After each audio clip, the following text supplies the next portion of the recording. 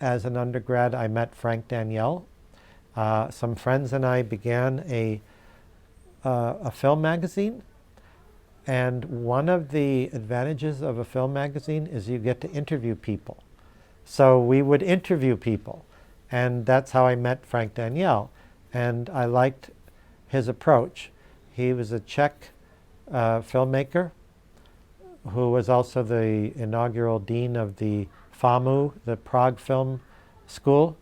And he learned filmmaking. He was one of the first foreign students who went to the Moscow Film Institute in the 40s, I believe.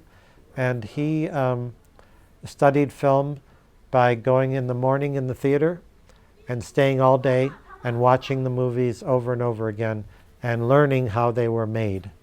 And he had a particular way of teaching it, which I guess you would say is influenced by dramatic theory, theater, and combined with his study of film on his own, and his pedagogical approach, his teaching approach, was as a collaborator.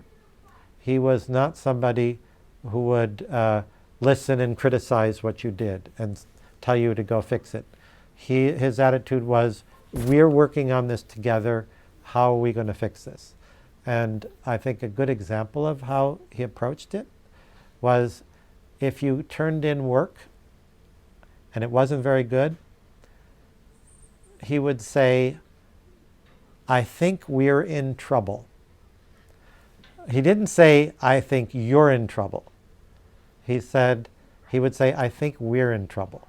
And then would begin suggestions. So it was a pedagogical approach, and it was founded in dramatic principles and in learning about film by studying it. And his attitude was, you could only really learn filmmaking from the masters because they did it. And if you could get into the kitchen and find out how these master chefs were cooking up their recipes, then you can do what they're doing.